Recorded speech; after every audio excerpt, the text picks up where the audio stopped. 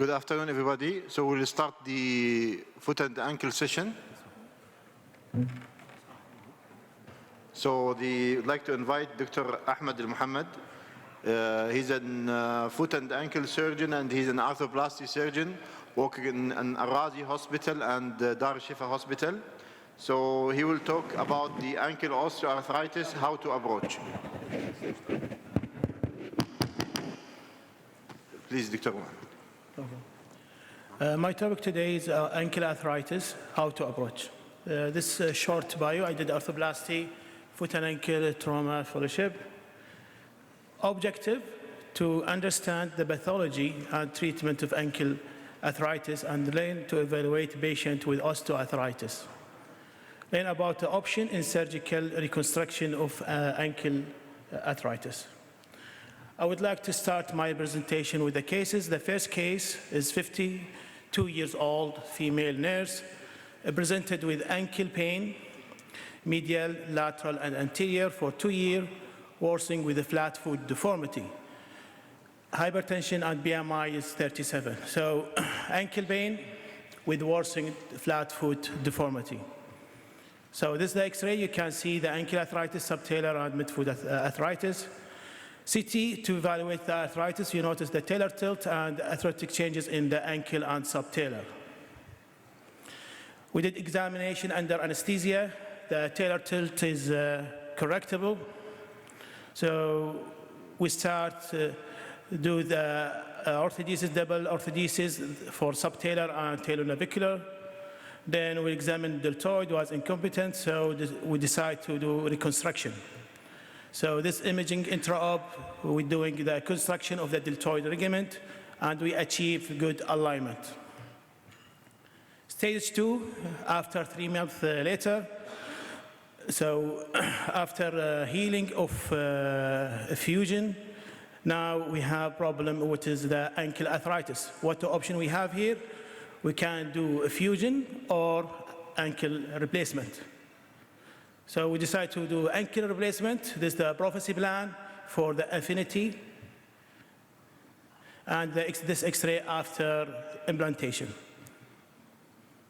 with good implantation and good range of motion after implantation. So the second case, 62 years old female, 20 years, post accident with multiple fracture, both ankle and lower extremity, complaining of right ankle pain with the previous ORIF.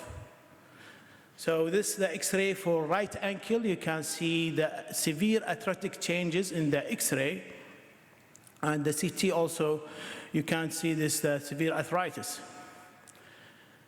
As I mentioned, the patient had orthodesis for left ankle and total ankle replacement on the left side. If you notice, the ankle fusion is quite in equinus position. So we start for right ankle. We decide to do the total ankle replacement. This is the image intra-op during placing of cutting guide and implantation, and the patient love it. 1 year later, with good result of right ankle, patients start complaining of left ankle now and hurting at talonavicular, and some equinus required her to knee back to walking. So talonavicular pain with difficulty walking. So what option we can do now for ankle fusion? So one of the options, you can correct the equinus by talonavicular fusion. Another option, ankle fusion revision with anterior closing wedge. Another option also, taking down the ankle fusion, and you can deal with the talonavicular by grafting or fusion. So we decide to do fusion cutting down converted to ankle replacement. This is the prophecy for inbone. During surgery, we start to applying 2K wire as a precaution for medial malleoli. Then we did the placing of cutting guide, do the implantation, and put 2 screws to secure the medial malleolus. And this is the X-ray post-op.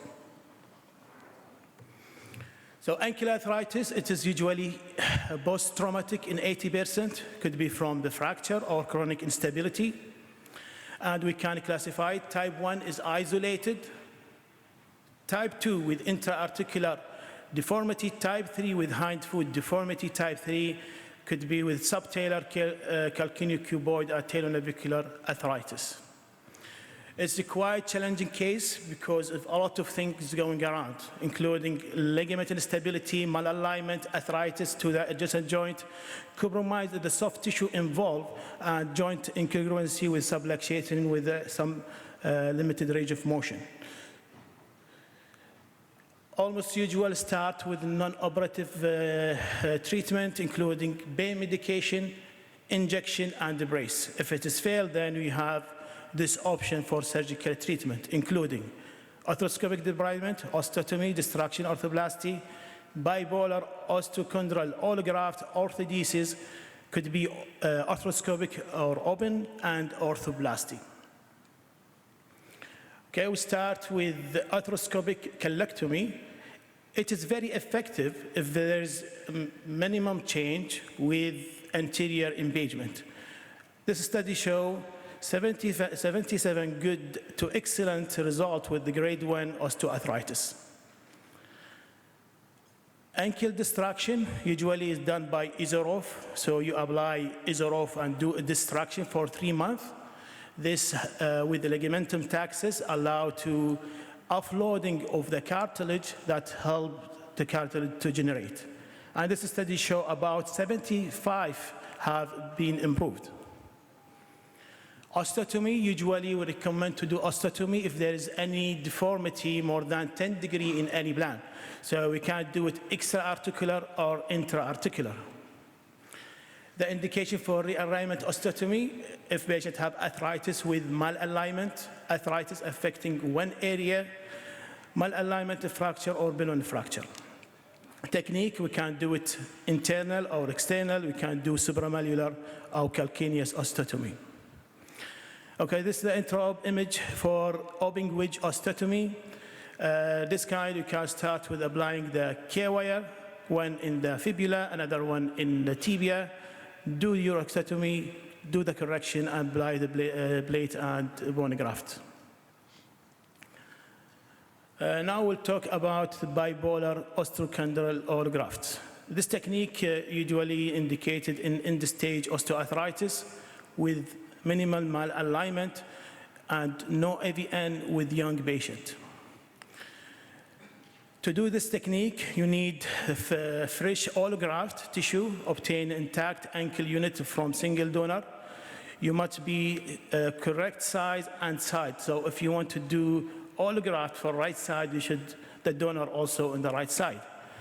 A graft good only for 3 weeks or less. And when you're doing this technique, you usually go to anterior approach, use the total ankle cutting guide to match the host recipient side, grafting the tissue, and fixate with the internal fixation. This study for this technique shows survivorship about 67 at 5 years, and 92 satisfaction, 85 decreased pain, 83 increased function. Orthodesis. Orthodesis, it is the gold standard for ankle osteoarthritis.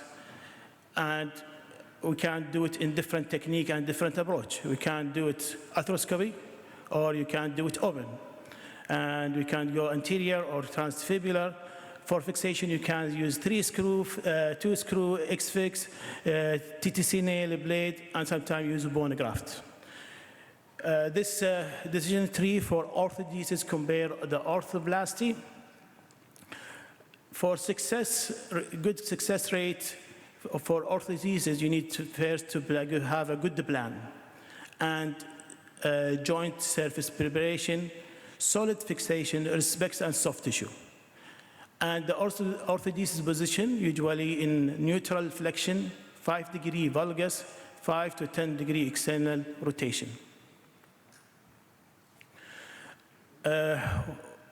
Okay, why the arthroscopic orthodesis? In simple, because we can't do it. It is minimum for soft tissue, invasive, faster healing, less pain. To do this arthroscopic fusion, first you take your time at the beginning to get good visualization. And before you start the debridement, use a small osteotome or bear to knock out the anterior osteophyte. And with the debridement, you divide the ankle to quadrant, then take out the cartilage. Sometimes you need to be aggressive to remove the cartilage until you see the subcondylar fusion, then ready to hardware. So 3 or 2, usually 3 is more biomechanical stable. And this one, intra-op image, 3 screw fixation and healing after 5 months. This another case, ankle arthritis with 2 screw fixation, but later after 5 months, patient complaining in pain in lateral gutter. So what happened here in the CT, you can see they forget to do debridement for lateral gutter.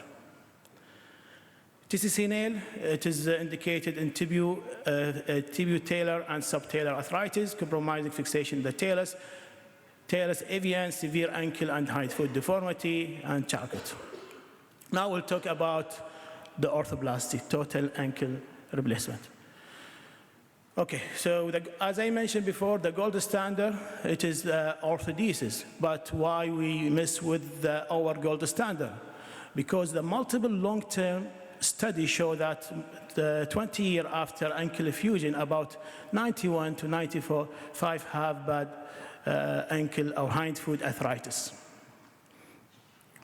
And when you do the orthodesis for the ankle, you lose a lot of motion.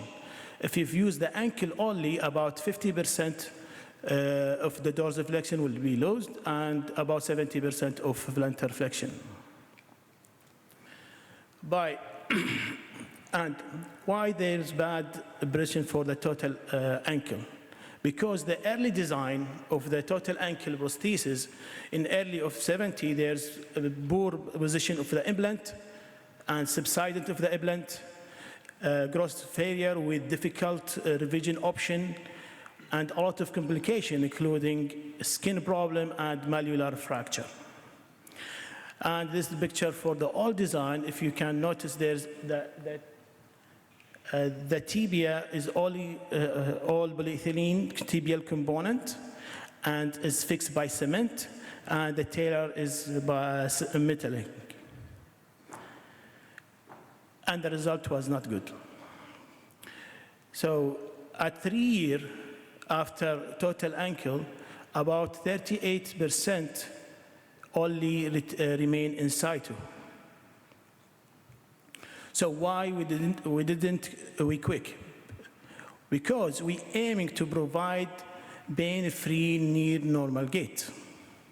So where we are today, we increase the success of the knee and the hip arthroplasty. We consider about long-term outcome of the orthodesis equal to renew the interest of the ankle orthoplasty over the last decade. What has we changed? A new implant of total ankle pay more attention for producing normal ankle anatomy, joint kinematic, ligament stability, and mechanical alignment. We have designed with 2 or 3 components, allow for sliding and rolling out, and porous back allowed for biological fixation.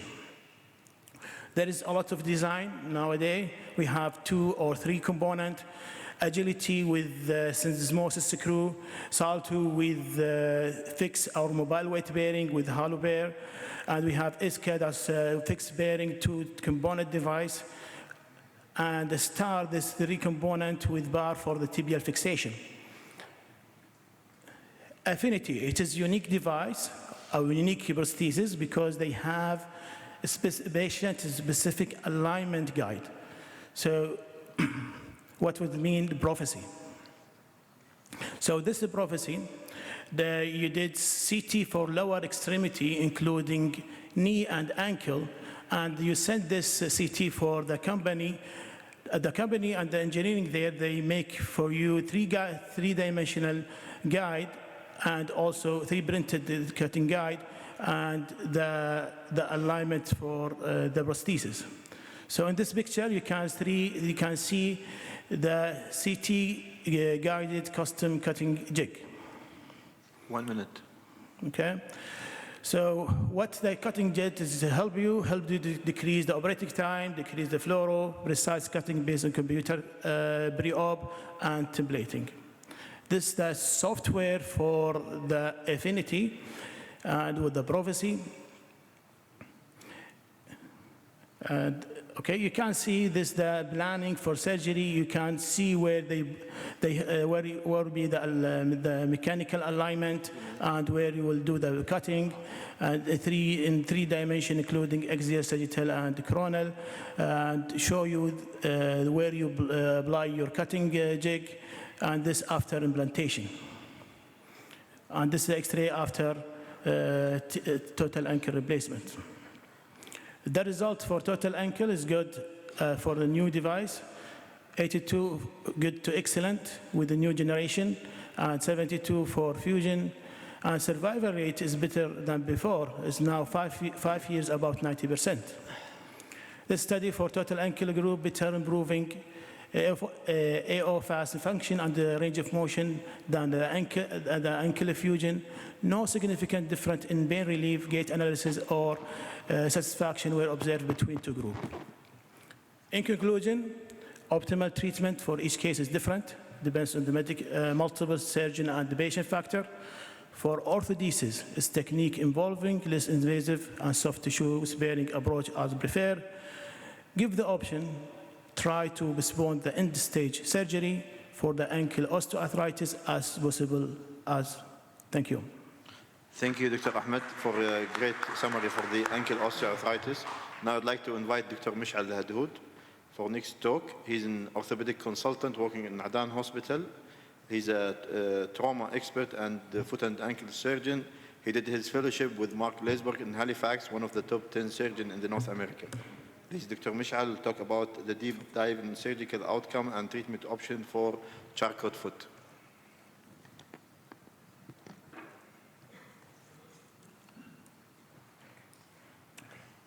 Assalamu alaikum. So my talk today is about Charcot foot, and we're going to go deep dive in the surgical techniques and the outcome. I have no disclosure related to this talk. So this case is a 57-year-old male.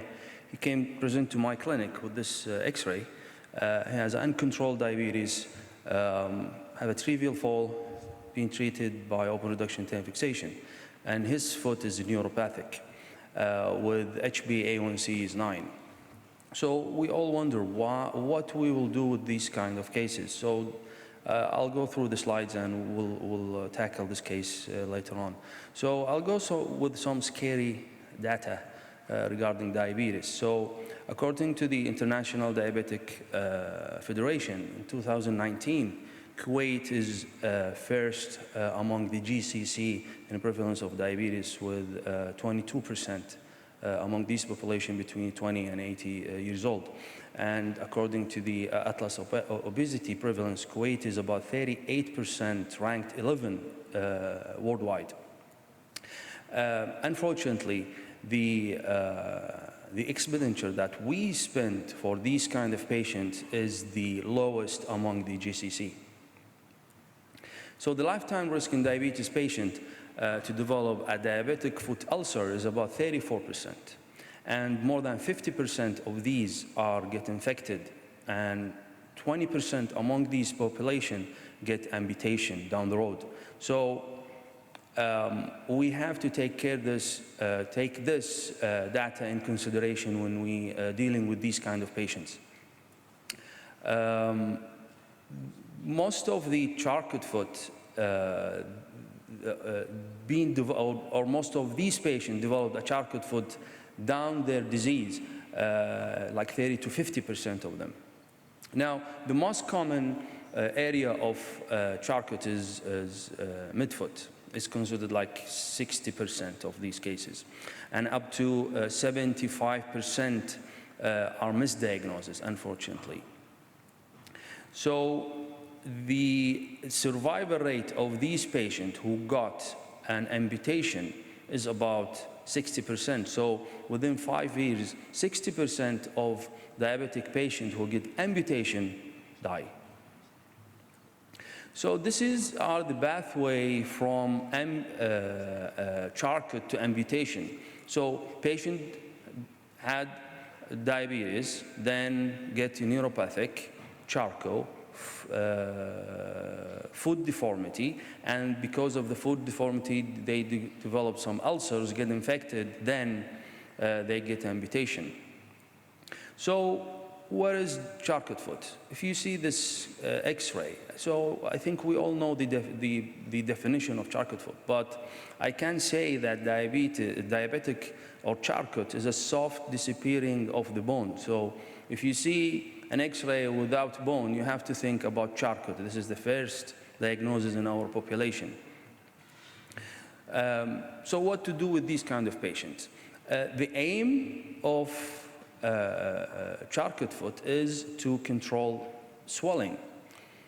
So because the swelling, it causes more bone destruction and provide a stabilization for the foot and prevent any future ulceration.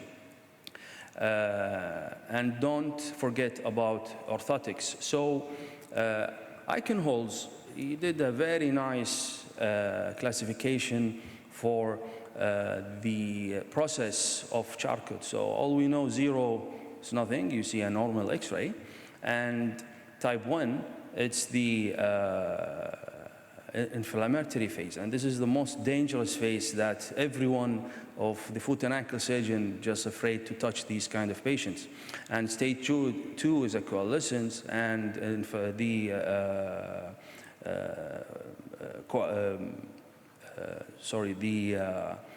stage 3 is a coalescence. Stage 2 is the destruction or fragmentation. So if you see this kind of X-ray in the clinic, with a severe soft tissue with a normal bony texture. So most of the surgeons, they send this kind of patient to the general surgery to treat the cellulitis or endocrinology if they have a gout, or they send him to do an ultrasound to rule out DVT. But if you dig in the history, you will find that this patient has uncontrolled diabetes, he's a neuropathic, and he's in the stage 1, which is the inflammatory stage. And in this case, we have to control the swelling by non-mobilizing or just put, some cast or you just unmobilize this patient. And what about this case? All we see is a Lisfranc ligamentous injury. And this is, unfortunately, is the most common injury in diabetic patients. They always start with this kind of injury. And we know that Lisfranc, it will never come with a trivial fall. It needs to have high energy to develop this injury. So we have not to miss to dig in the details of a diabetic patient foot to prevent Charcoting. So shall I operate on all diabetic or all Charcot foots? Let's see. According to Eichenholz, we know that stage 1 that we have to be careful because it's in the inflammatory phase. So we have to keep the patient immobilized, then he will go to stage 2. Now in stage 2, even it's very dangerous to operate because the bone is still soft. So what the indication in this stage to operate? If the patient have an infection, we have to open an infection and clear them up. If there is an ulceration, we have to offload or do some very minimal surgery just to take out the bony prominence so that we'll let the ulcer get healed. And always remember that we had the oath that we don't harm the patient. So remember, go take the patient through this classification, and offloading is the most important part of the treatment. So the development of neuropathic fracture and or dislocation in the foot and ankle predispose the patient to increased morbidity and decrease patient report quality of life, and increase the risk of foot ulceration and potential major amputation. So I decide to operate. What is the surgical option I have in my hand, and what is the outcomes? Now, Brodisky had a good classification, and this is like very old classifications, and luckily we still use this in our practice. And like the most common is type 1, present almost like 50% of most of the Charcot foot that we see in the clinic would involve the midfoot. And what's the option I have? Now, these are the options listed in the slide that we have, and most of them like soft tissue or very minimal procedures. But the most, let's say, challenging or controversy is either we use internal fixation or external fixation. So the surgical treatment varies depending on the surgeon preference and experience combined with the location of the disease. So it depends. Some surgeons, they are so experienced with an X-fixes, and some surgeons are experienced in open reduction or an open technique, and some are experienced in both. So it depends on the cases, and it depends on the experience of the surgeon. So I just took the internal and external fixation because these are the two most common debatable, let's say, techniques. So there's some consensus. There is nothing in the literature support each treatment, but these are some consensus from senior surgeons. And the internal fixation, they like it because it's a fixation technique that we're comfortable with. We do it every day. And straightforward, you just open and fix whatever broken in the foot. And there is no staging. You just do it a single stage, correct the deformity, and that's it. The external fixator, no, it's a very, you have a very wide range of adjustability, and you can correct the deformity. You take your time in correcting your deformity. It's a minimal invasive, and you can tackle a severe deformity in external fixation, but I might disagree with this because we can even tackle the severe deformity in open technique. So the decision is yours. You can choose between the two. But we'll see now what the literature says. There is a study, comparison complication between the internal and external fixation. And you see the odds ratio here is 0.5, which means that both techniques are equal. So this study concluded, I quote, that these data could helpful for surgeons involved in the treatment of Charcot foot deformity when faced with a decision involved with varying fixation options. And this is another study. It shows that how many different techniques are being used by the surgeons. And we found out that the hind foot nailing, TTC, is the most common. And this is the chart that's been published in this paper, which shows that the nail is number 3, and the soft tissue with the brightness is number 1. And if you see down, there's some technical issue. I just put the slide from the paper that shows that all the surgical options, and you see that the nail is number 3, and the midfoot is. So these are the charts, shows that different kind of surgery done in the midfoot. So if you see the TCC nail number 3 and the midfoot surgery is the lowest. I don't know why, but maybe because this is like a new innovation, helps solving some kind of deformity and easy to do. Next, please. There is another one, a systematic review for a current surgical intervention of Charcot foot, and this is for the midfoot. And if you see here, it's 9 studies included, and they did some intramedullary fixation for the midfoot. to fuse the medial column, and the estimated fusion is about 91%. And they concluded, I quote, the current data of these procedure were too limited to support any outcome of comparison. Next, please. So the outcome of the surgical option, approximately 9% of patients with Charcot foot who undergo surgery will require a major amputation down the road. And this is very important, because whatever you do, even with minimal surgery, these patients will require amputation down the road. When I say amputation here, it's just started from like a toe amputation till above knee amputation. Next, please. So the predictor of prospective complication of Ilizarov. Now, just pass this, please. Next. Okay. There is a comparative analysis for secondary outcome treatment of Charcot neuropathy, and this is a recent systematic review. It includes 15 studies and comparing the internal fixation with external fixation and both. Some surgeons, they use some internal fixation and just put the ring fixator for correcting the deformity.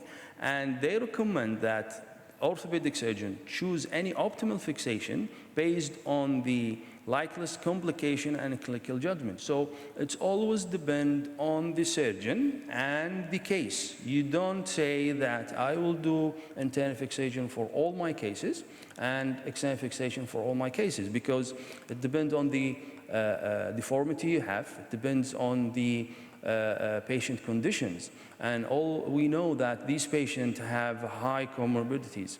And even you have to control the diabetes, the hemoglobin A1C, because you need time to take them from, the highest number I've seen is 15.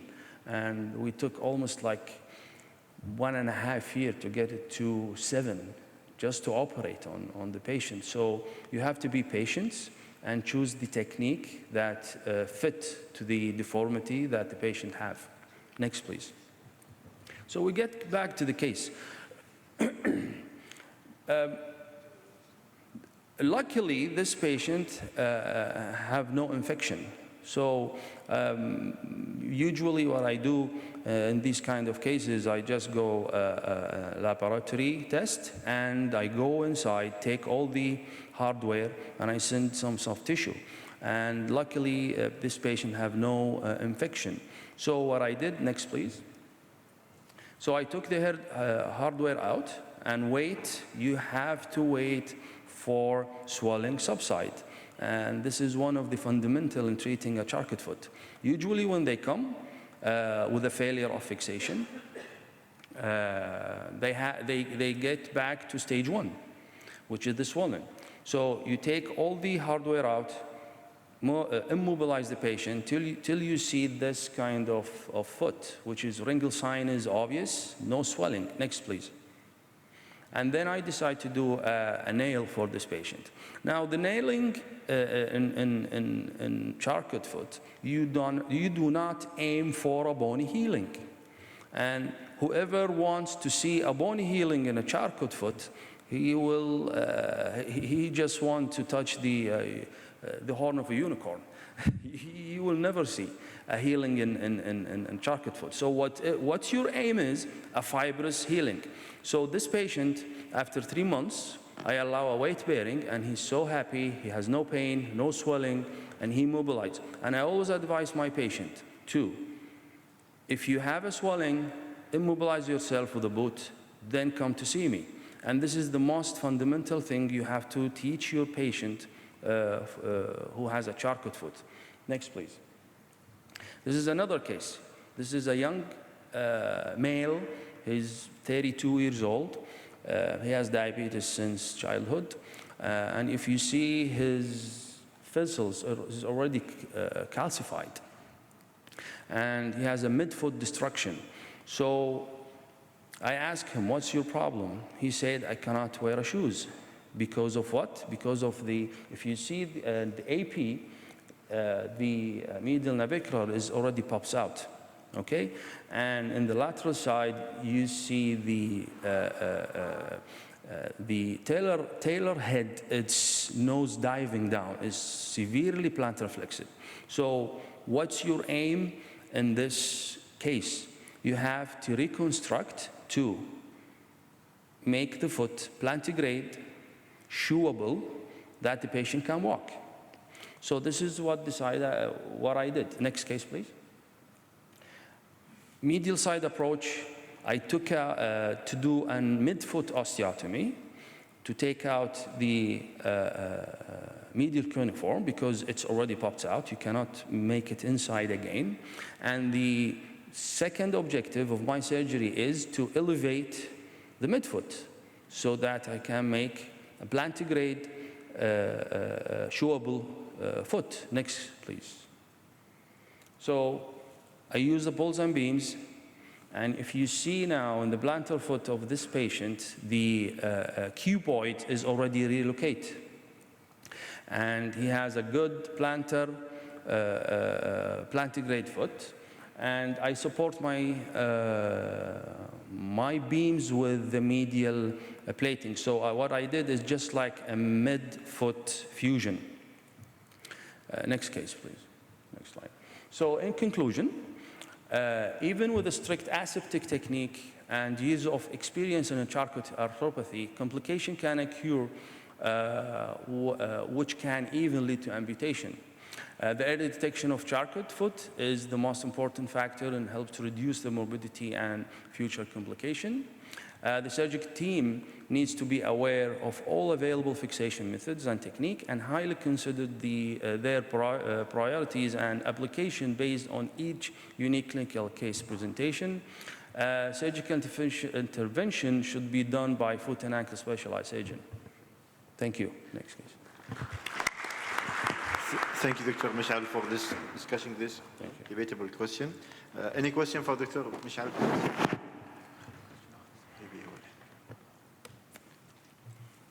Thank you. So, no questions? No question? Okay. So then we will move to next speaker. Sophie is an orthopedic consultant and foot and ankle specialist working in Al Jahra Hospital and Jabir Hospital. He did his fellowship in UK for foot ankle specialty. He will give us talk about updates in the treatment of the talar osteochondral lesion. So we'll talk today about osteochondral lesions of the talus. This is our objective for today's talk. To start with, what is an osteochondral lesion? It usually refers to an injury to the cartilage or subchondral bone of the talus. They account for 4% of all osteochondral lesions all over the body, and they can be bilateral in 10% of the cases. You will see different names in the literature to describe the same pathology, but the most commonly used terminology now is osteochondral lesion of the talus. Traditionally, the most commonly location for osteochondral lesion were the posteromedial and anterolateral. However, recent study has shown that the most common location is central, actually, in the talus. The most common is centromedial, followed by centrolateral. Causes can differ between traumatic and atraumatic. Either traumatic it can be due to major trauma or a repetitive minor trauma, or atraumatic such as metabolic abnormalities, vasculopathies, or osteonecrosis. Patients will usually present with pain, swelling, and some stiffness around the ankle area. Some patients may have a sensation of locking or catching, and there may be a history of ankle sprain or fracture. On examination, some patients will have tenderness around the ankle, some mild swelling around the ankle. It's very important to check the alignment and stability of the ankle as part of the assessment. However, it's not uncommon to see a completely normal examination in the patient. As we do usually, we start with X-rays. However, it's not the best modality to diagnose osteochondral lesion, as more than 50% of the cases are missed on the initial X-rays. CT scan is a better modality to check the size, the depth, and the location of the osteochondral lesion. And the preferred method to diagnose osteochondral lesion now is MRI because it can show you the cartilage cap integrity. Other modalities that can help with the diagnosis are CT arthrogram, MR arthrogram, and SPECT CT scan, which can differentiate between an active and inactive osteochondral lesion. And the gold standard to diagnose is the arthroscopic evaluation, because it will show you you will have a direct visualization of the cartilage cap. In terms of prognosis, small, contained, and anterolateral lesions usually do better, whereas large, deep, cystic, and uncontained lesions tend to do worse. Options for treatment can be divided into non-operative and operative, plus minus biological adjuncts, and we'll go through these options in more details now. So non-operative treatments are usually indicated in all types of osteochondral lesions. A lot of, there is still no conclusion in the literature regarding the duration of the non-operative treatment, the type and duration of immobilization, the status of weight-bearing area, the use of non-steroidal, or the best physiotherapy protocol. However, a lot of papers in the literature with long-term follow-up have shown that non-operative treatment can be successful in up to 50% of the cases. And a lot of papers showing that long-term follow-up with osteochondral lesions does not necessarily lead to osteoarthritis. And more recently, this paper includes 24 patients with osteochondral lesions that were successfully treated with non-operative measures, and they were followed up for 14 years, and they found that pain improvement was maintained at the final follow-up. There were no progression to ankle arthritis. However, sport participation has reduced in more than a third of the patient, and usually due to ankle pain, ankle-related pain. Operative treatment usually indicated for acutely displaced lesions or the lesions that failed non-operative treatment. Surgery can either be done open or arthroscopically, and there is no conclusion in the literature regarding the best time for surgery. However, the post-operative rehab protocol differs, but generally involves early range of motion with protected weight bearing. To start with, bone marrow stimulation is usually used as the first line of treatment, especially for smaller lesions. The unstable cartilage is debrided, the subchondral bone is stimulated with microfracture, drilling, or curettage, and the small holes made in the subchondral bone will stimulate the release of mesenchymal cells and growth factors, and the coagulation response will lead to the formation of a fibrin clot, which will lead to the formation of fibrocartilage repair tissue. The advantages of bone marrow stimulation is that it's inexpensive, it's readily available, it's easy to perform, and involves a low morbidity technique with a high success rate. The disadvantages is that the repair tissue is with fibrocartilage rather than a hyaline cartilage. In addition, it has a low success rate in larger, deeper, and uncontained lesions. In terms of the outcomes, most of the reports with long-term results mentioned an excellent or good outcomes achieved in between 65 to 88% with bone marrow stimulation. Moving on to the second option, which is OATS. OATS usually refers to osteochondral autograft transverse system. With the OATS, the aim is to restore the articular cartilage with cylindrical osteochondral graft taken from lesser weight-bearing area, which usually involves the ipsilateral knee or talus.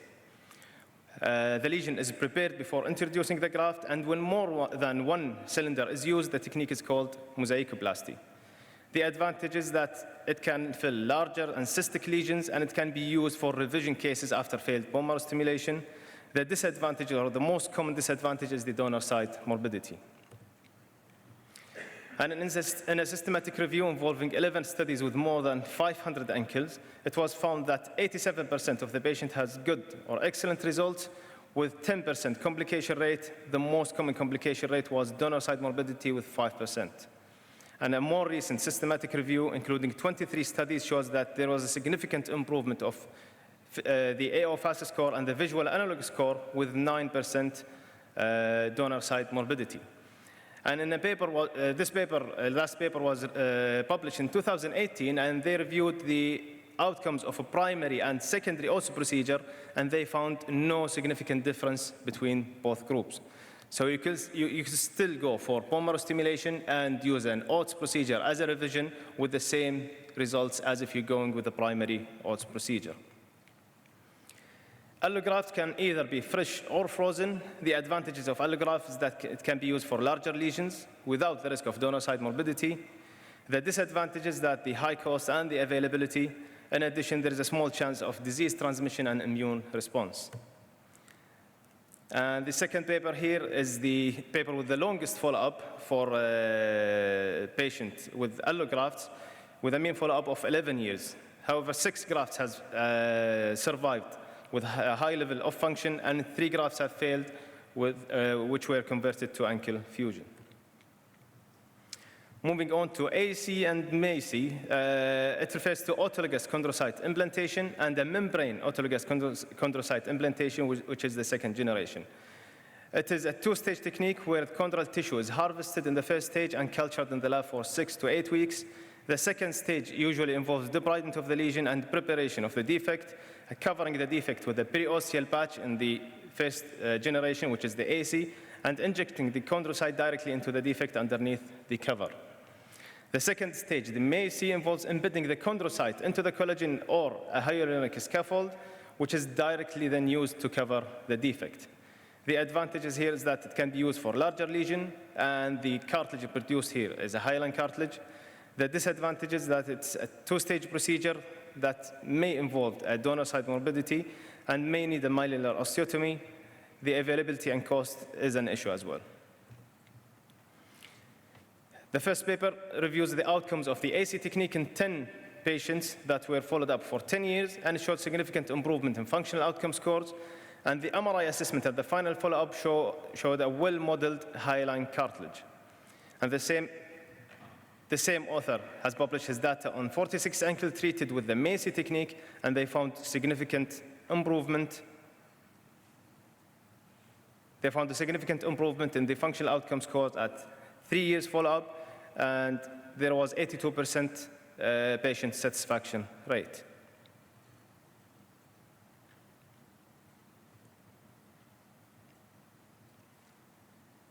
Excuse me, guys, it keeps changing by itself.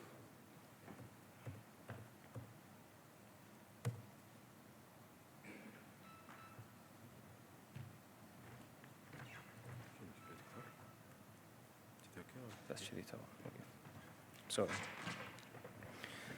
So moving on to the AMIC technique, which refers to autologous matrix-induced chondrogenesis. The AMIC technique basically involves a bone marrow stimulation and then covering the defect with a cartilage scaffold.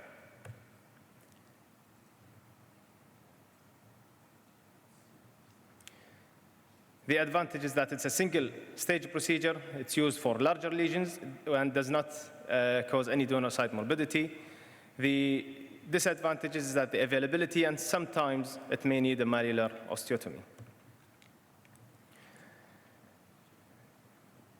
A recent systematic review, including 21 studies with 778 patients, showed significant improvement in the clinical outcome scores with a complication rate or failure rate about 6%.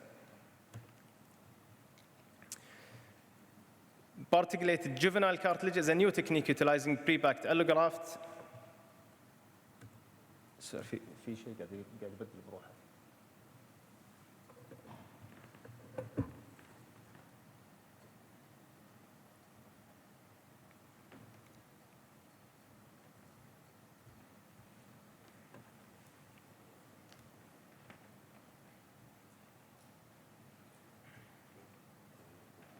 كذا غير بروحه.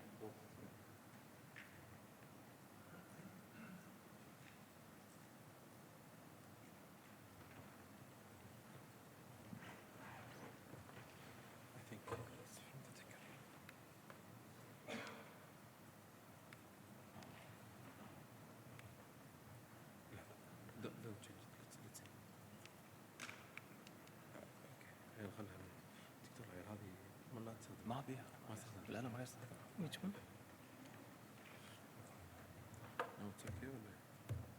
نشوف اوكي تشيك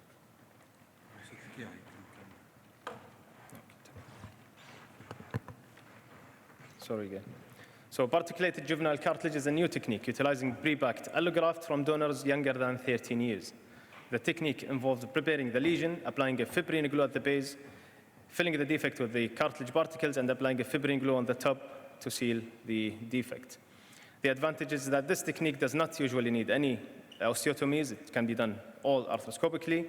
It involves no donor site morbidity. However, the cost and availability is an issue as well.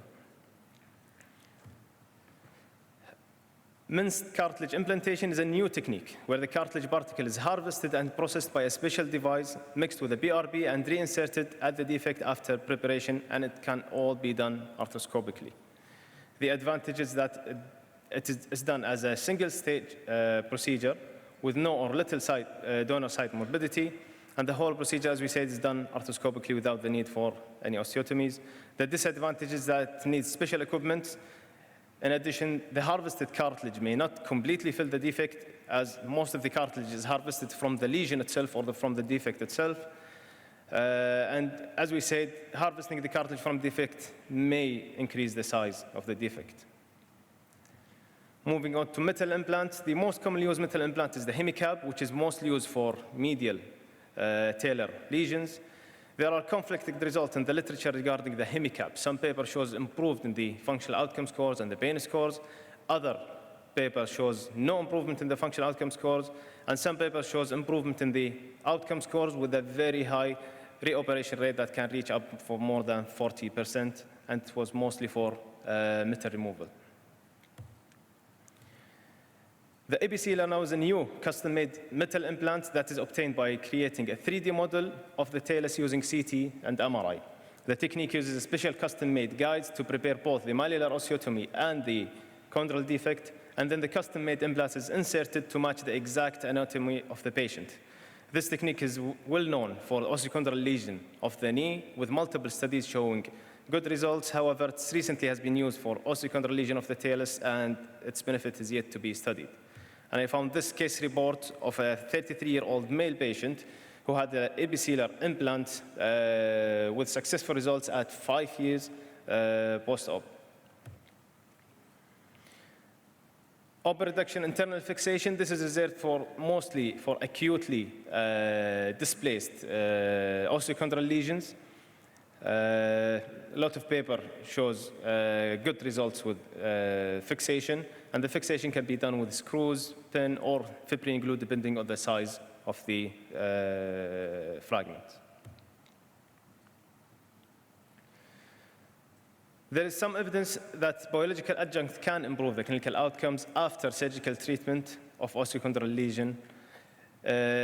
The stem cell therapy, in this paper, they've added the stem cell therapy to bone marrow stimulation, and they found significant improvement in functional and pain outcome scores, and the patient satisfaction was also significantly more with the patient who used the stem cell therapy. Regarding the bone marrow aspirate concentrate, recent systematic review and meta-analysis, including 8 studies with more than 700 patients, has shown that bone marrow aspirate concentrate was only significantly improving the outcomes with bone marrow stimulation. It was not significant in case of the MACI, the AMIC, or the OTS technique. However, even the studies that used in this systematic review with regard to the bone marrow stimulation were poorly designed with heterogeneous data. So they've concluded that there is still insufficient evidence to support the use of the bone marrow aspirate concentrate with the surgical treatment of osteochondral lesion. For hyaluronic acid, a systematic review of 3 randomized controlled trials comparing the use of hyaluronic acid with bone marrow stimulation has shown that there is a significant improvement in the pain and outcome scored in the short term. However, further studies needed to evaluate the long-term effect of hyaluronic acid. And a systematic review done in 2020, including 4 high-quality studies, 2 level 1 and 2 level 2 studies, concluded that microfracture with BRB injection did better than microfracture alone in terms of functional and pain outcome scores. So comparing different surgical treatment, unfortunately, I couldn't find many papers comparing different type of treatment, surgical treatment for osteochondral lesions, because it's difficult to sort all the data and to bring up a conclusion when comparing different type of protocols. So this was a randomized controlled trial that was published in 2006, and they compared the outcome of chondroplasties, microfracture, and OATS with a mean follow-up of more than 50 months, and they found no significant difference between the three groups. In another systematic review in 2009, 52 studies were concerned with different treatment modalities for osteochondral lesion were reviewed, and they've concluded that the most effective way to treat osteochondral lesion was bone marrow stimulation with microfracture. And more recently, a meta-analysis looked at all the comparative studies, including different treatment options for osteochondral lesions, and they've concluded that the AMIC has the highest functional outcome scores with the lowest pain scores and failure and revision rates. Finally, this paper was published in 2020, and it was a survey that was sent for more than 1,800 surgeons in 79 different countries, asking about their preferred method to treat osteochondral lesion. Around 78% of the surgeon would go for bone marrow stimulation if the lesion size was less than 50 millimeter, and around 41% would still go for bone marrow stimulation if the lesion size is more than 50 millimeters. So it seems that bone marrow stimulation is still the most widely used and preferred method by surgeons, no matter what the size of the osteochondral lesion is. So in summary, small contained lateral lesions usually do better. The success rate of non-operative treatment can reach up to 50%, so it's worth to try it with every case. There is still no consensus regarding the gold standard treatment of osteochondral lesion of the talus. However, bone marrow stimulation seems to be the most commonly used surgical treatment with high success rates, especially in smaller lesions. Different type of surgeries available for failed bone marrow stimulation or for larger lesions. However, none has yet to prove their superiority. And there may be a role for biological adjuncts with other surgical treatment to improve outcomes. However, further studies needed to confirm their benefits, and among the available adjuncts, PRP seems to be the most promising. Thank you. Thank you, Dr. Mohammed. For any questions from the audience? Any question?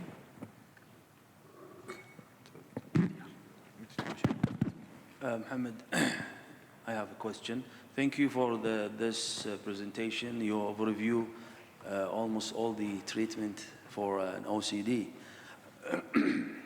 Now, my question is, like, if you have a large lesion and you decide to do a microfracture, and so how many times you use this technique in the same patient? Like, if you have the first time, what you'll do for the next time, So the same patient? I would say for the second time, it would depend on the size of the lesion. For me, personally. I don't have any evidence behind this, but bone marrow stimulation, I would go no matter what the size is for the first go. The second time, it would depend on the lesion size and the size of the cyst underneath. So if it was big cyst, larger lesion, I would think of something else rather than the bone marrow stimulation. If it was a small size with a small cyst, I would still go for bone marrow stimulation. Because, I mean, you're not burning any bridges with the bone marrow stimulation. However, if you jump for the next level and it fails, then you cannot go back. Yeah, I mean, I agree with you totally, because most of the evidence that you present, it's still not a gold standard, and I agree with you. And most of the treatment that we treat worldwide, even with the senior surgeons, it's all about consensus.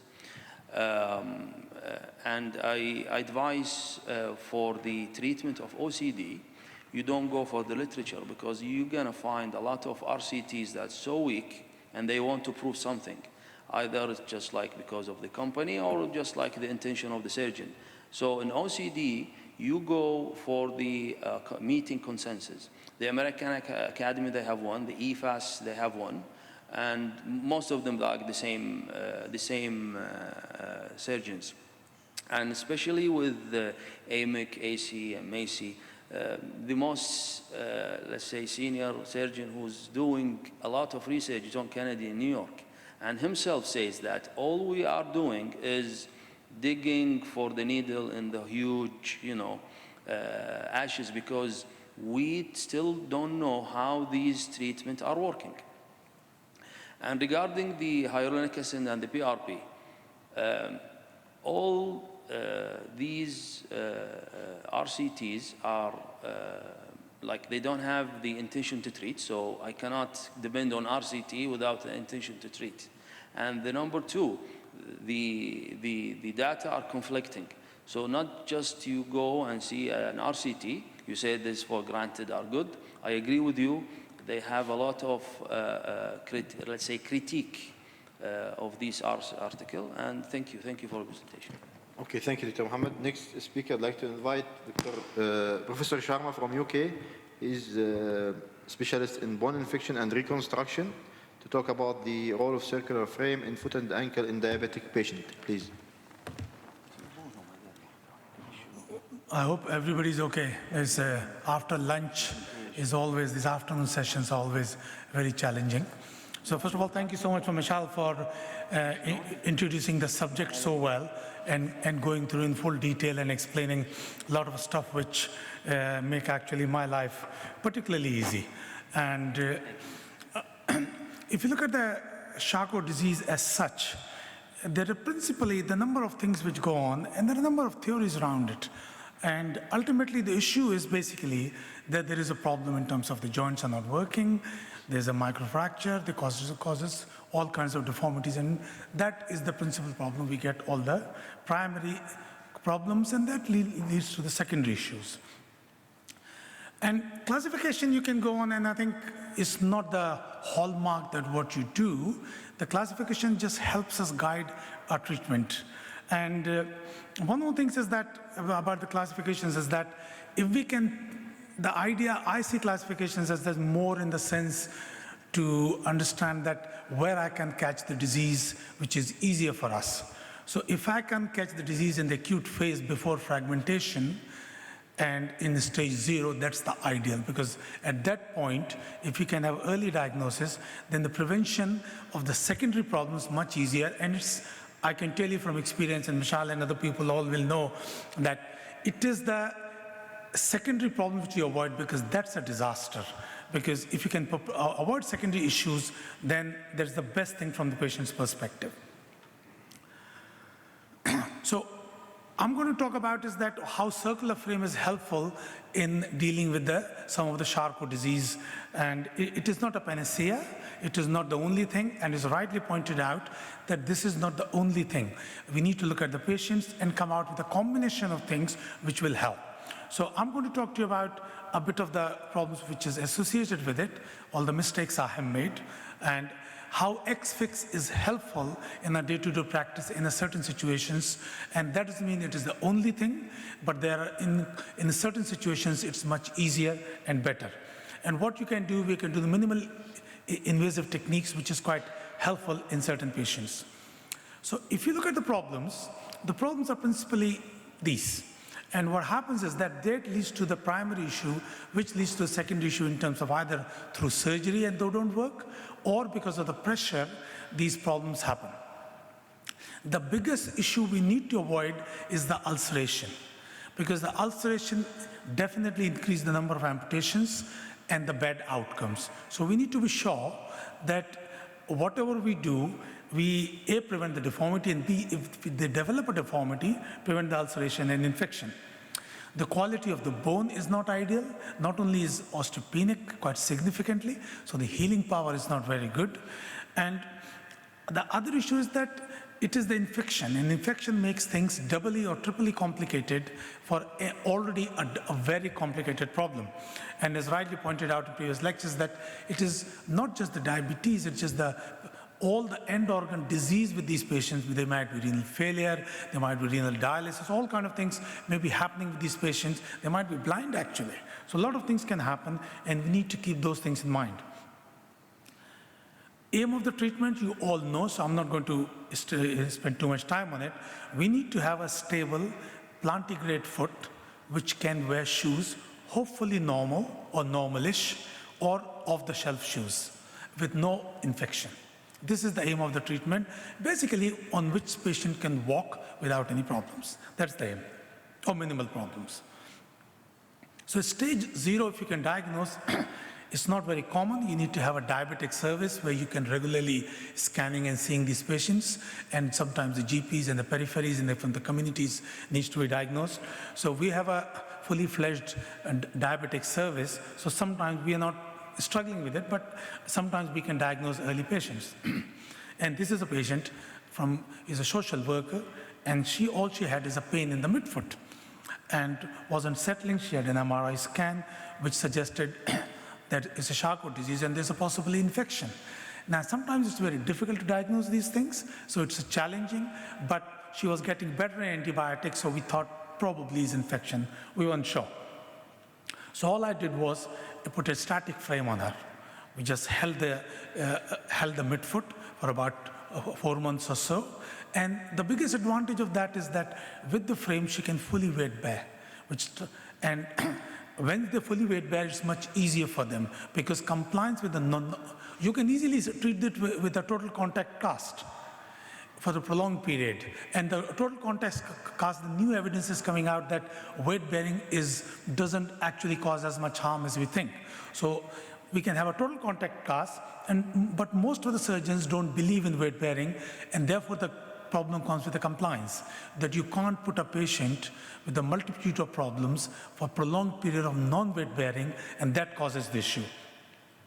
So we took the frame off in 4 months. There's 1 year follow-up. This is the MR pre and at 1 year, and there's MR pre in the lateral view at 1 year. So the disease has settled, it's reached stage 2 or 3, and we are in a happy situation. Not every case go like that, but if you get in early, there is a good chance that you can probably hold it right. So my take-home message for this is that if we can diagnose disease early, we can treat it early, and this is much, much better from the patient's and our perspective. Sometimes there's a bone loss, and bone loss can become in variety, and as rightly pointed out, it is a dissolving bone. In the diabetes in front of your eyes, the bones dissolve. Now here, we have very little choice. This patient doesn't want an amputation. All she wants is fuse, and there's nothing you can do. You have to excise that bit of bone, create a flat surface, and that has to be, and then once you have a flat surface, you put in a frame. Now, if it's not infection, you can put in the fixation. This case was previous infection, and I think with the quality of bone we have, I thought we tend to use the frame because we can compress it and give it more stability for a prolonged period of time. So the cleaning out of the joint and the bony contact and stable is important, but all the principles for infection which we discussed in a general, which we do from our day-to-day practice, should be followed as well.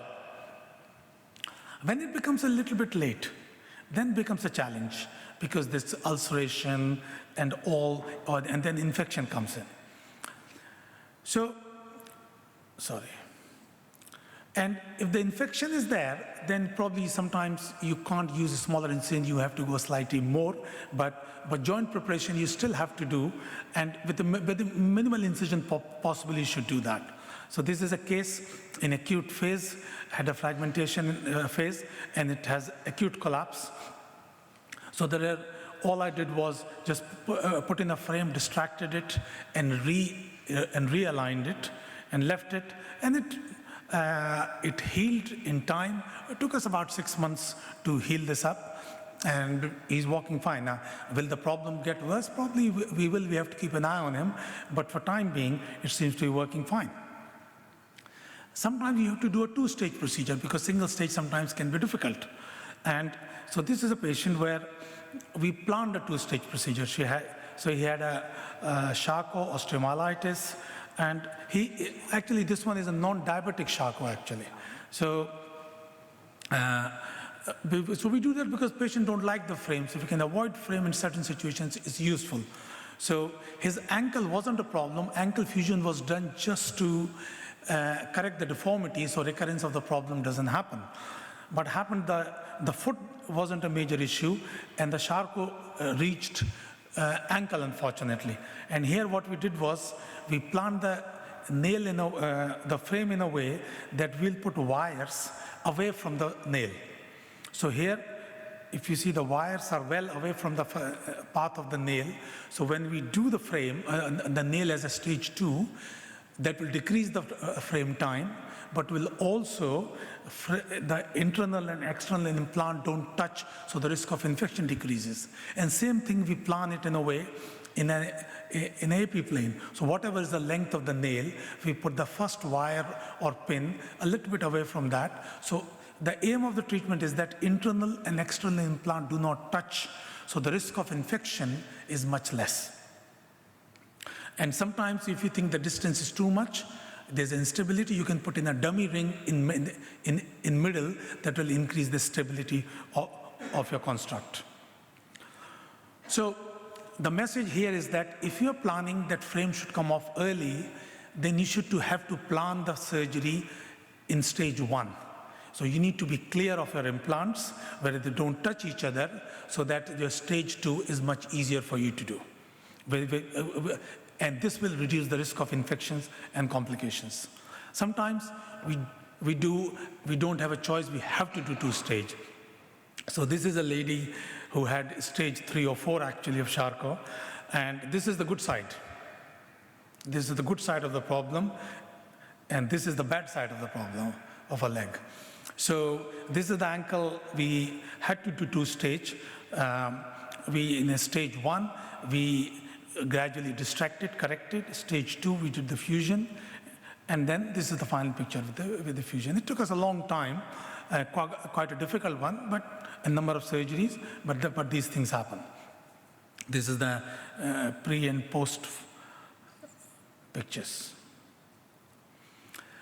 So in complex deformities, you can do internal fixation, but just be careful, because sometimes when you correct acutely, the skin can be a problem. So this is a case where I corrected acutely with the frame, and I regretted it. It took a long time to heal, so the skin necrosis is an issue. So you have to just be careful in these cases. If you're putting in a frame, you want to prevent the subtalar joint, then putting a tailor wire is quite useful. You don't have to tension it a lot, it's just a holding wire. And whatever then you do is, it will preserve your subtalar joint if you want to do it in a patient where you have to. Wire breakages is a frequent problem in the diabetic patients and the Charcot disease. So you can, apart from being careful, what you can do is you can put some extra wires so your construct does not become unstable. Here, if you can see, it's a broken wire there. The other thing is we need to tell these patients is that you have to go to theater a number of times. And each time there's a problem, this is not a straightforward case where you did one surgery and then you just finish it off. Wires break, you lose the position, and sometimes you have to take the patients to theater a number of times. So if you counsel them pre-op, it's much easier for them and for you. So sometimes you can prevent the going back to theater is, so when the wire is broken, you can just put an extra plate there, and then once you attach the wire, and then you can do the Russian tensioning, and that will prevent the instability and prevent the patients from going back to theater as often, far less number of times. Why we get the wire breakage in Charcot? So our weight-bearing pattern is heel-toe. So we land on our heel, go on a foot flat, and then go on the toe off. The problem is, the midfoot is a problem, and when we do the toe off, there's an increased stress on the forefoot wires. So what we need to do is, in the diabetic patients, if you're using a frame, I would suggest you ask them to use flat foot pattern. So rather than doing this, if they keep on walk like that, a flat foot, then the number of wire breakages would be much less. And that will, again, is one of the things which will help in your overall management. If you're using ankle fusion, then just do a tiny bit of compression. When you finish the frame, just compress on the table so wires start bending just slightly. As you can see here, if you see this wire, it is slightly bent. And if you do that, then it will keep the compression. Sometimes you have to maintain the compression. Just be careful, don't over-compress, because in Charcot disease, your joint, your talar can dissolve in front of your eyes, but gentle compression is quite useful for early healing. Sometimes things don't work out. There's a chap who had very badly controlled diabetes, and a lot of other problems. His principal problem was midfoot with infection. So initial plan was that I'll do a midfoot two-stage procedure because I didn't want to put a frame in him, and then go back, clean it out, and then put a plate in a stage 2. What happened after stage 1 is got infected, wound caved, a huge problem happened, and I couldn't heal it until I have to take the tendon out. Now, the problem with this, we started off from this position here, and we ended up something like that, because by the time his infection settled, we just couldn't do anything, it became like that. So we have no choice, and this is the acute phase, where things have fragmentation in front of eyes. And what we did was, we just went in and just corrected it. And so this is a controversy. I think a lot of things, a lot of surgeons will wait for the acute phase to settle. We normally don't wait. If there's a problem, we sort it out. If we can wait, we will wait. But if there's an acute problem, we don't wait, just go in. And do we have failures? Yes, we do have failures, but we have a lot of successes as well. So our amputation rate is quite small.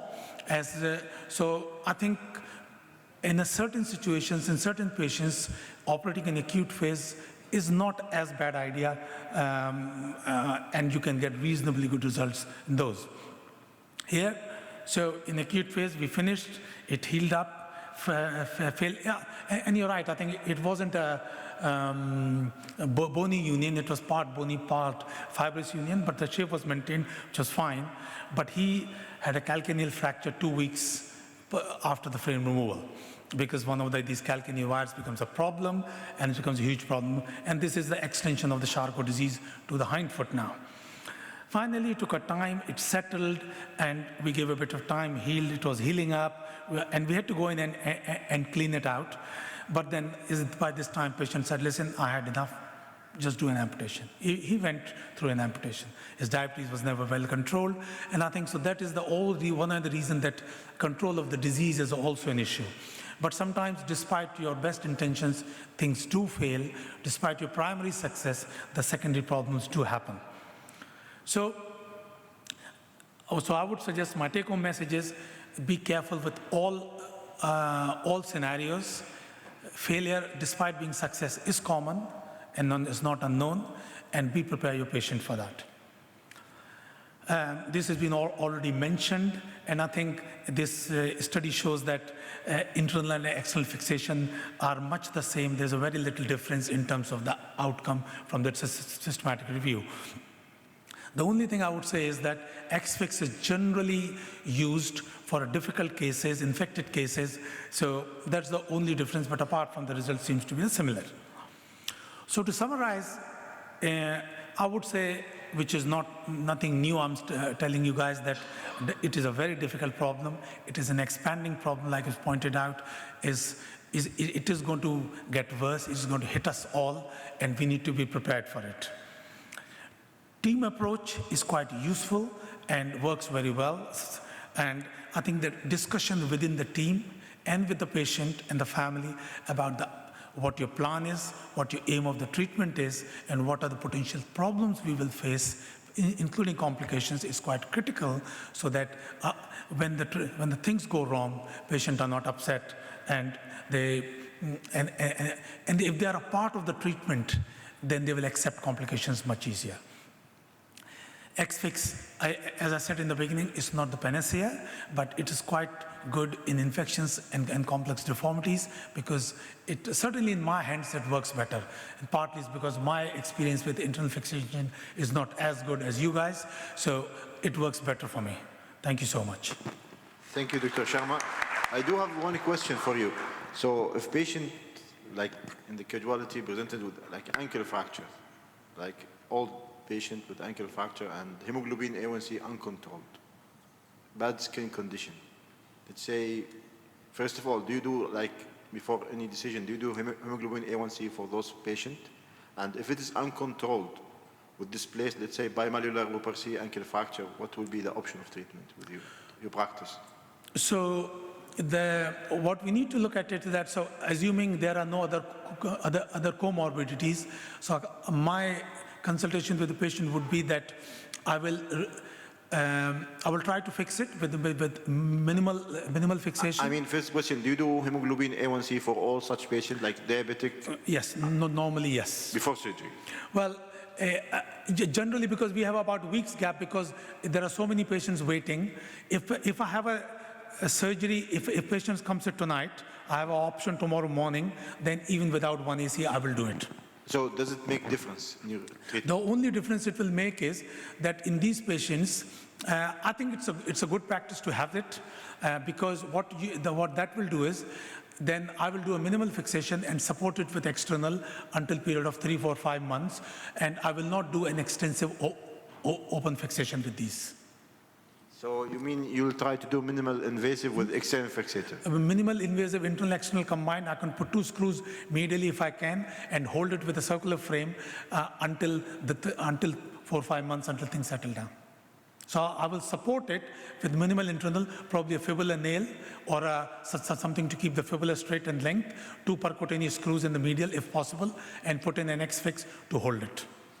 But in a situation, suppose it is a fracture where long-term doesn't matter, we'll have to do a arthrodesis, for example, a pilon or something, then I will hold it without internal fixation for a few months until disease settle, and then go ahead and do primary fusion at that point. Okay, thank you. Any question? Thank you, Sharma, for this presentation. I guess patient selection is very important, and I think in our population to put a frame. But my question is, you say that regardless the stage of the disease, you just place the frame. So let's say if you have an acute stage, so you place it like in a static fashion or in dynamic fashion? Like So, just you place your frame in an acute stage just to immobilize the foot, or you just start to dynamize and you start to correct the deformity even in acute stage? So what? So no, I would be quite happy if it's a midfoot if midfoot is not dislocated, the shape is maintained, I'll put a static frame. But if foot is dislocated, I'll be happy to distract it and correct it, and then keep it in a static phase. Even if it's like like let's say stage 1 or stage 2. Yeah. Do you have any complication you've seen that you have a bone loss when you start to do some correction down the road, not acutely? We had some. See, I think we have had problems, and a significant number of our cases we are able to manage it. Okay. Some patients we have problems, we have to go back in and clear it out. Sometimes for the fusing of the joint because it's because of the infection. Because most of our patients come late to us in stage 2 with an ulcer. Yeah. So that is the reason we tend to do it at the same time, and also sometimes we have to go back in. We are prepared that go back in and clean it if needed. Yeah, I mean, it's so interesting that you do it acutely, because as we know at the microcellular stage that this stage 1 and 2, is so the bone is so soft, the soft tissue is so angry, and you do some correction and deformity. But I mean, it's so interesting that you can achieve this in the frame. But I do some frames, not a lot, but I don't think I have the stamina to wait a long time for correction. Yeah, it is hard. Luckily, we have a good team. Yeah, so my work is fundamental is a teamwork. Yes. I mean, so my work is much less. But don't get me wrong. I'm not saying that every acute should be treated. Oh yeah, sure. But if there's a deformity, there's an ulcer, there's a problem, I will treat it. Yeah.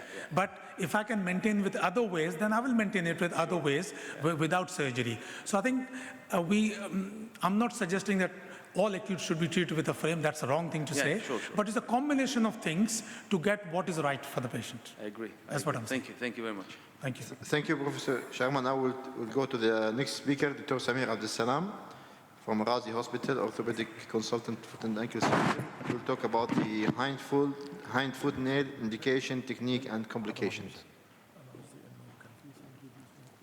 Assalamu alaikum. Mr. Chairman, dear colleagues. We'll speak about hind foot nail. which is a technique for tibial calcaneal fusion. It's a salvage procedure in complex hindfoot problem, and our goal is to have pain relief, correction of deformity through solid fusion that allow for independent ambulation. A lot of issues for tibial calcaneal fusion, like plates, like what have been discussed now, external fixators, screws, or combinations. But the advantage of the nail is its higher bending stiffness, rotational stability, dynamic compression. It maintains the hindfoot alignments, allow for early recovery, mobilization, and weight bearing, and all of these lead to increased fusion rates.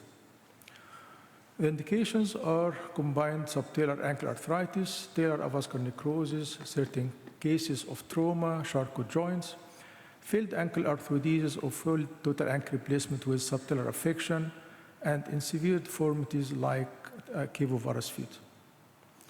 Preoperatively, we do standing X-rays, foot and ankle, and CT. Regarding the technique, I will speak about position, approach, preparation, what are the structures at risk, what is the type of nail, and entry point. Position usually after nailing, it should be neutral for dorsiflexion, blunt flexion, 5 degrees valgus with 5 to 10 degrees of external rotation. Regarding position of the patient, we use usually supine position. There are 3 approaches you can use nowadays. Transfibular approach is a gold standard one, and coming now transportal and percutaneous. The transfibular approach, we do incision around the lower fibula, extending to the sinus tarsi. We dissect down to the fibula directly. We expose the fibula, and we excise it nearly at the level of syndesmosis. And usually after this, we divide it in a sagittal plane into 2 halves. One half we use it as a graft, while the other half we use it to buttress laterally after fixation.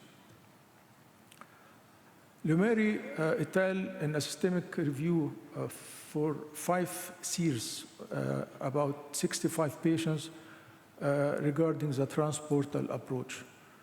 The transportal approach means arthroscopic and or fluoroscopic, and it's minimally invasive, with minimal disruption of soft tissue, exceptionally important in patients who already have pre-existing issues with wound healing, like diabetes, what we are discussing now, and vascular problems.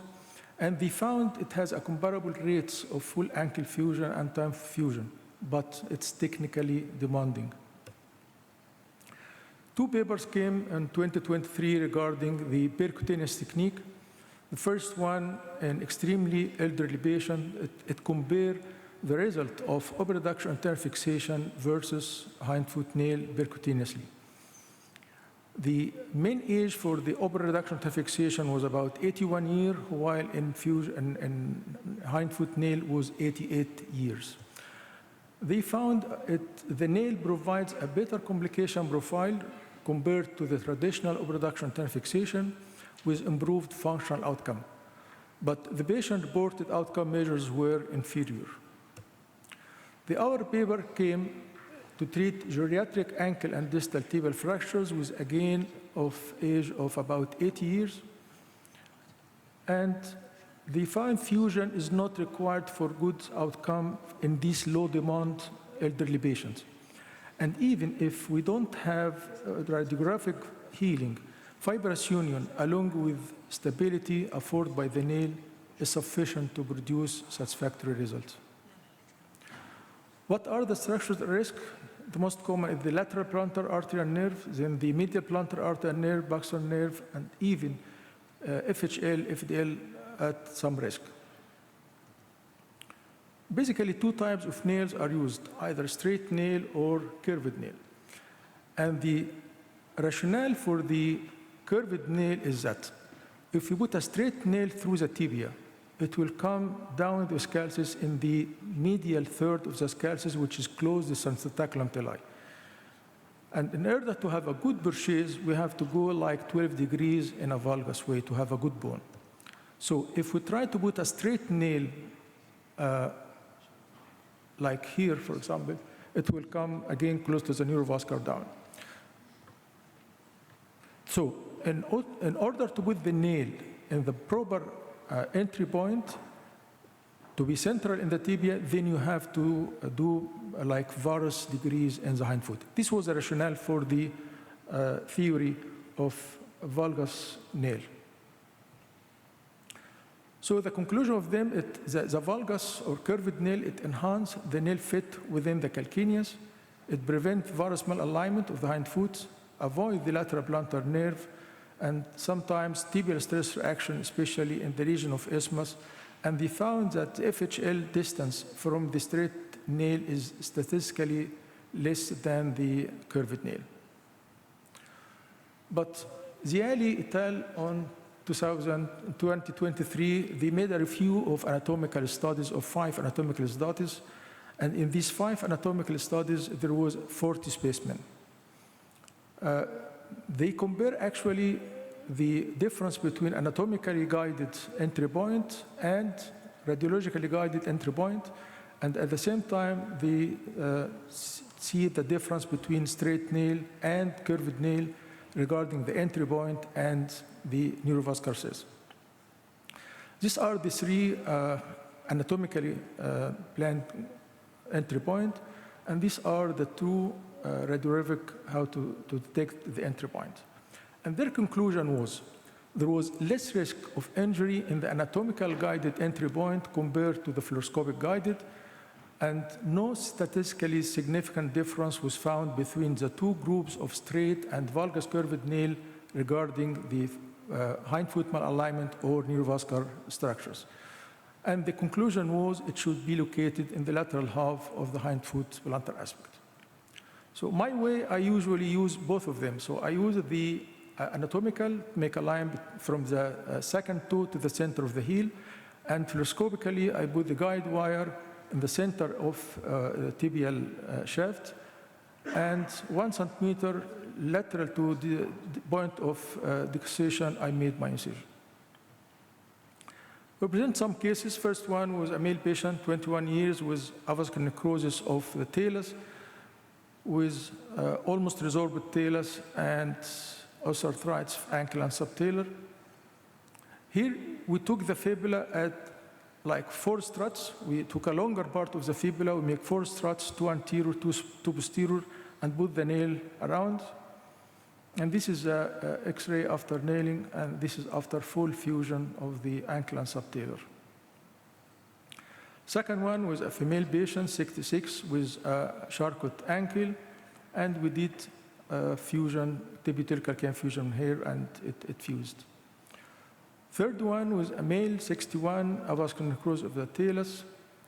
We removed the hardware, and trial of arthroscopic ankle fusion was not successful. So these are the CT post-op. Still, there is no fusion, and there is also associated subtalar arthritis. So we went for tibial calcaneal fusion, and it unites. This one was a challenging case. It's a male patient. He fell from height, 45 years. He was a driver, and he's diabetic, but in oral diabetes. Has combined comminuted body of the talus, calcaneus, and navicular. And this is the CT, shows a comminuted body of the talus, as well Sanders 4 calcaneus, in addition to fracture navicular.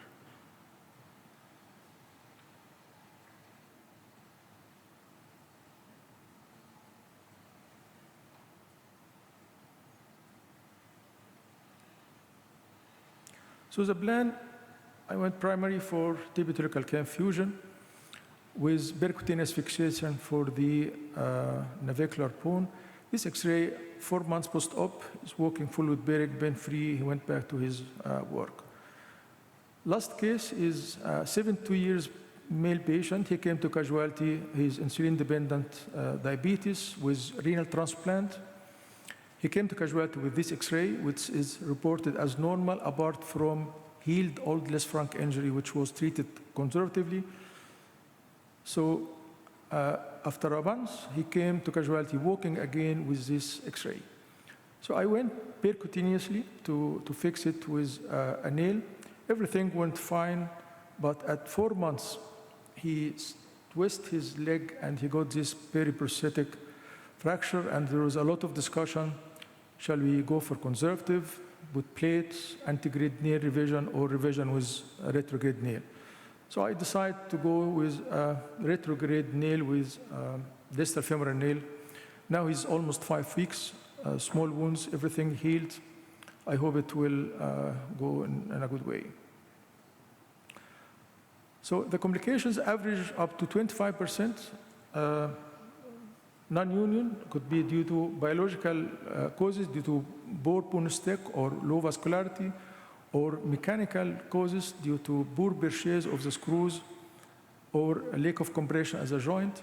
So this is a case of non-union.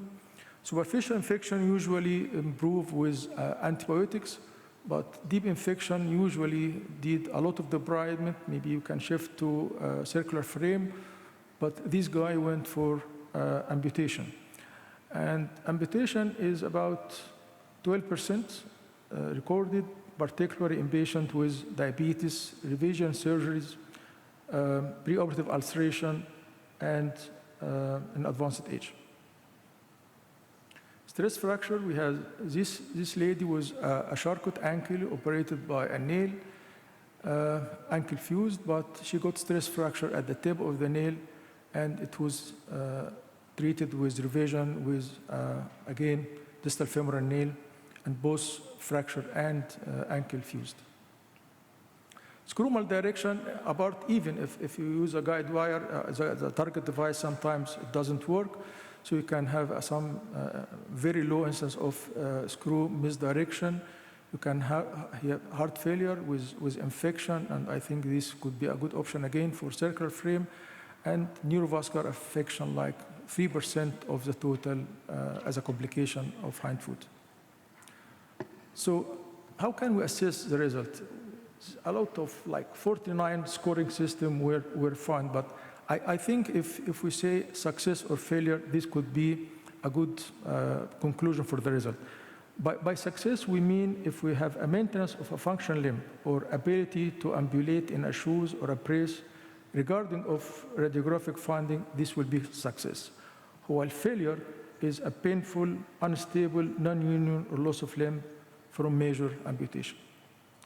So take-home message, it's a selfish procedure, allow for sufficient primary stability, effective treatment for burn relief and correction of malalignment. Entry point should be located in the lateral half of hind foot plantar aspic. No statistically significant difference was found between straight and valgus curved nail. Percutaneous and transportal techniques should be used in selected cases. So always grateful to my seniors and colleagues in foot team. Thank you. Thank you, Dr. Samir. Do you have any questions for Dr. Samir? Okay, then we'll proceed. Next, we'll have Dr. Mohammed Mufid, who is an expert foot and ankle surgeon and trauma surgeon working in Farwaniya Hospital. He's going to take us through some cases for discussion. So we are reaching to the end of the conference, so we'll have 2 cases, short cases. The first case is young male. He has a road traffic accident. He had a calcaneus fracture with the very bad skin condition. The primary surgeon, he decided to go for non-operative treatment. And then after 6 months, he sent it to me for assessment. So when he came to me, he had this picture. So he has a hind foot valgus. Usually with the fractures calcaneus, they have varus deformity, and he has the forefoot abduction, and he has cloto deformity. So I thought this patient had a compartment syndrome in foot, and it was missed. So that's why he had the cloto deformity. Even I don't blame the surgeon, because the skin condition was very bad at the beginning. Maybe he missed the compartment syndrome. Even if we miss the foot compartment syndrome, what's the worst case scenario is to have a cloto deformity. so you can fix it later on. So when we did the X-rays for the patient, we have the subtalar osteoarthritis, and clinically he has loss of height, he has forefoot abduction, and he has a valgus deformity. So the objective of the surgery is to fuse the subtalar joint and also to correct the valgus deformity, the abduction, and the height. So we talked to the patient to the theater. The patient was in supine position with the sinus terci approach. And we decorticate the subtalar joint, and we put the distractors. So one pin in the talus and the other pin in the calcaneus. You see how much valgus he had, and then if we can see from the bottom, you see the valgus. And then after this, we introduce the distractors, and we start to open the distractors. See how can we correct the deformity? Okay, so if you look at the X-ray there on the other side, you can see the deformity correction, what's happening with the opening the distractor, and now almost a little bit straight and mild varus deformity. So after this, we get the cortical bone graft, tricortical bone graft from the pelvis, and we put it inside the the subtalar joint. I remove the whole periosteum from the cortex, and then we put it inside the joint. So in such case, we'll through the whole procedure and make sure that doesn't go too medial, otherwise I will lose the effect of the tricortical bone graft. After that, we put the pin, and then the fixation of our screws, and this is the post-operative X-rays, and this is the patient after, I think, 3 months of the operation, has good alignment. Even like with this only one procedure, we correct the hind foot valgus, we correct the height. I consented the patient for the mid-foot surgeries to correct the abduction, but I found this is enough because it corrects the core of the deformity. Okay, the second case is 20-year-old male. This patient is highly educated patient. So he told me this history. He has fibular hemimelia, and he has a TSF surgery was done in Saudi Arabia for lengthening. And after that, he went to Arazi Hospital because his ankle was subluxed. So this is all from the history. And he told me that why they removed the external fixator with the visitor, they break his tibia and they put intramedullary nail. So when he came to me, he has 3 problems, actually 4. He has ankle pain, and he cannot wear shoe, and he had problem with his gait, and he said, you have to fix my ankle because I have planning for marriage. So we have to fix all the 4 problems. So this is his gait when check his gait. So he has a fixed equinus deformity. So he has equinus, at the same time he has a valgus foot, and he had mid-foot collapsed arch. So I think the limb was elongated. So I know Dr. Yusuf is interested. Maybe I think he has the affected limb is longer than the normal side now. So it's elongated. So when he come to me, he has a crutches because he need to flex the knee. So to avoid bending to avoid pelvic bending. So the plan now, he has a fixed equinus valgus deformity, okay, and at the same time, all the posterior structure were tight. So the Achilles tendon is tight. You cannot move it, and we know that if we going to fix anything like the peroneal tendon, the neuromuscular bundle in the medial side may be affected. So his X-ray. If you look that he has a very bad joint, the ankle joint is severely arthritic, okay, and you can see the osteotomy on the fibular side. It's nice healing. He had a fracture in the shaft of the tibia, and it healed. So, and has the equinus deformity is fixed. When we move him, the subtalar joint, you know, is some movement, but the question now is to do, I had discussion with my colleague to do the reconstruction surgery to preserve his ankle, maybe ankle distractor, I don't know. So I discussed it with all my colleagues in the department, Abdullah Al-Qasir, oncology, fusion, Dr. Mazin, pediatric, preserve the joint. So I went and to talk to the patient, I told them there are two options, either we preserve your joint or we fuse it. But if we preserve your joint, there's a second chance, high chance of second surgery. So the patient told me, no, I had 9 surgery, please do 1 or 2 maximum, not more than this. Because, you know, I told him I will not remove the nail and then proceed for reconstruction at the same time. I'll do the nail removal in 1 surgery because it may take a long time. That may affect the tourniquet, you know, the vascularity of the patient. So the patient, like, he's a smart patient, and he told me, no, cut it short and do 1 or 2 surgery for me. So the first stage was IM nail removal and then CT scan. So we did the IM nail removal, and this is his CT scan. As you see, the joint is totally not congruent, and it's very arthritic. And then this is the 3D CT, and you see the joint is almost subluxed, 50%. The equinus deformity, you know, is also bad. So Dr. Mazin, he's a pediatric surgeon, he had a good suggestion to plan the case to do something called 3D print. So went to مؤسسة كويت التقدم العلمي, and we had this 3D print for the case. So we played, and you know, we tried to play and to think where we'll do the how will do the approach, and which part of the cartilage should we take? Should we go medial or lateral? And how we'll plan our what about the midfoot, flat foot deformity? So we played a lot with this. The 3D plastic one. And the idea was then to go, and the patient told us go for a fusion. And then we got this plate, it's a nice plate we plan it with this plate from Wright Medical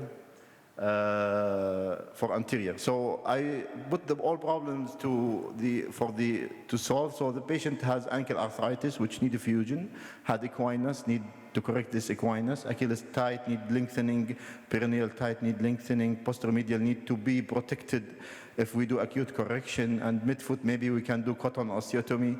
And he has a cloto and maybe exaggerated after the surgery, so I will do it, I guess, stage 3, maybe the forefoot later on. So this is the 3D, like our planning is to go transfibular osteotomy and to dissect the superficial peroneal nerve, and to take more from the tibia, to take more bone from the medial side, and from the talus to take from the lat. So just to have planning when we go for the fusion. So the position of the patient, patient was supine position with a sandbag. We went through the transfibular approach. Start to take, I preserved the fibula, it already was ostomized, so we take the fibula out, and then we tried to take chunk from the tibia anteriorly, so we can put the foot in the plantigrade foot. So the Achilles was tight, so from the same approach, this is a nice extensile approach to give you good view, good exposure to the whole structure. So we did Achilles tenotomy and also peroneal tenotomy. So we could put the patient in 90-degree position. Like we struggled because it's like long-term deformity, but we went to translate the talus under the tibia. We had some difficulty, so I had another incision from the medial side, do osteotomy for the medial malleolus. Okay, and then this is the position of the foot, and this is the ankle fusion. I decided to put the fibula because, you know, he was only 20-year-old. Maybe he needs this bone stock for another revision surgery, or maybe arthroplasty if we have more technology in the future. So we put the fibula, preserve it. So, and also it gives some stability. I fix it like I use it as a plate with the 4 screws. And then for the foot deformity, we did the cotton osteotomy. So we create some arch. And this is the patient like before the surgery. And then I just want to compare when he moved to the, yeah, so this is the other side, the right side. You can see how his foot is plantigrade. He's much better. This is 6 weeks only after the surgery. He's improving his gait. And this is, he's happy, has good shoes now, nice shoes. And this is, he sent me this video yesterday, and he has almost no pain, has nice shoes. He's satisfied. And thank you. And this is the great team we have. Now, any questions?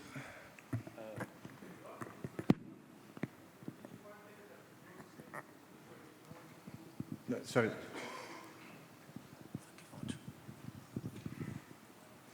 Regarding the first case, did you find difficult to close the skin? Because usually, if you are going for distraction arthrodesis, posterolateral approach would be perfect for this.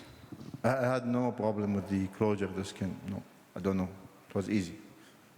Even I have no skin necrosis, no problems. Okay.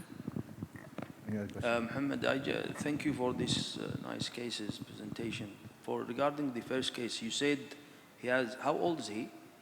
He's young. I think he was like around 26, 27 years old. And you don't know why he has a valgus deformity, because he has a calcaneus fracture, yeah? See, it was a combined. He's a fracture calcaneus, and I think he has a compartment syndrome also. Well, I mean, this is a very nice case, because there is some case report in the literature regarding the calcaneus. Usually the calcaneus, as you said, is goes with the varus deformity. Exactly, yeah. Yeah, and the valgus deformity, it depends on the mechanism of injury. Usually the spring ligament is gone. The spring ligament. So if you see a calcaneus fracture with a valgus deformity, that means the spring ligament is gone. So usually this patient, if you, let's say, assume that you want to treat him like acutely, you know, if you treat the fracture and you leave the spring ligament, he will develop this flat foot deformity. And clawing as well, because when the spring ligament is gone, usually what happens, I think he has not a full compartment. He has a plantar compartment, okay? Yeah. So, what you did is a great job. You fused the subtalar, so you had the correct deformity and Fused the arthritis. yes. But this is the cause of the valgus deformity in calcaneus fracture. It's very rare. Okay. It's only case reports in the literature now. It's good to know. Thank you. Regarding the second case, so this patient has long limb and quinus. So what you did for the Achilles? So, like I told the patient after this surgery, I may send him to Yusuf Marwan because I don't know what will happen to his length discrepancy. But fortunately, what we take from the tibia, like it's corrected his limb length discrepancy. So how long you took? Like how many? I took I think what was 1/2 centimeter from the tibia. 1.5. 1/2 centimeter, and yeah. did you face any problem with the Achilles? Yes, it was lax? It was very tight because it had like chronic quinus, yeah. So you did like percutaneous? No, because with the lateral approach, it's extensile. I just reached the Achilles and I did. You from the same side? From the same side, yeah. Okay. Thank you. Thank you very much. Any question? Yeah, Dr. Mofid, here. Yeah. Regarding the first case, Yeah. I could see some residual valgus. Did you assess the spring ligament and the deltoid with an MR or a stress test? Yeah. See, after we did the surgery, it was stable. We did because we played a lot with his valgus varus test, so he has no instability at all. And he started now. I think he's now 6 months. He's good. He's walking normally. Has no problem with the ankle instability. Yeah. So after effusion, regarding your question, it's very nice question. After effusion, the spring ligament, it's neutralized after the subtalar fusion. And even the deltoid, part of the deltoid after the subtalar fusion is neutralized as well, because the main function of the deltoid is a rotatory function of the talus. So when you fuse the subtalar, part of the deltoid is neutralized. So I guess if you want to check before the surgery to see the integrity of the spring ligament and the deltoid. So after fusion, there is no point to examine it. Yeah.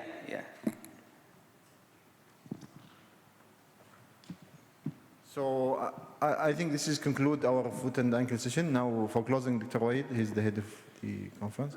Yes, please, Dr. Mohammed Safi, please come.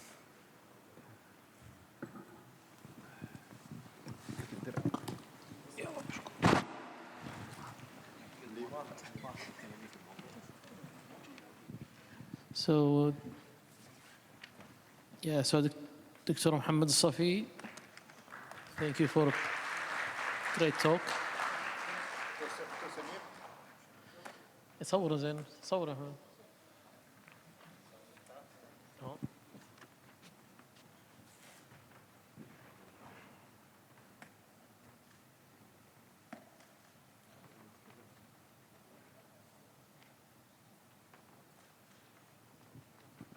الدكتور سميع عبد السلام.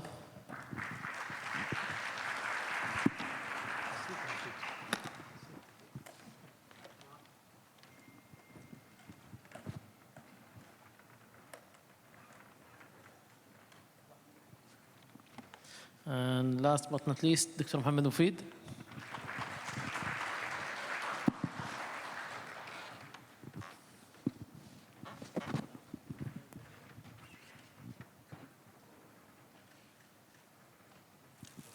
So by this we come to conclude the end of our long weekend. So thank you for everybody. Thank you for our speakers and moderators. Special thanks for Dr. Nasser Nusra and Dr. Ali Chirag. They did most of the work. And thank you for the great audience. I know we kept you waiting for a long time, and we are a little bit behind the schedule. And we apologize for any unforeseen changes in the schedule in the last minutes. And hopefully, inshallah, we'll see you next year and save the date for next year, inshallah. And thank you for everybody. Thank you.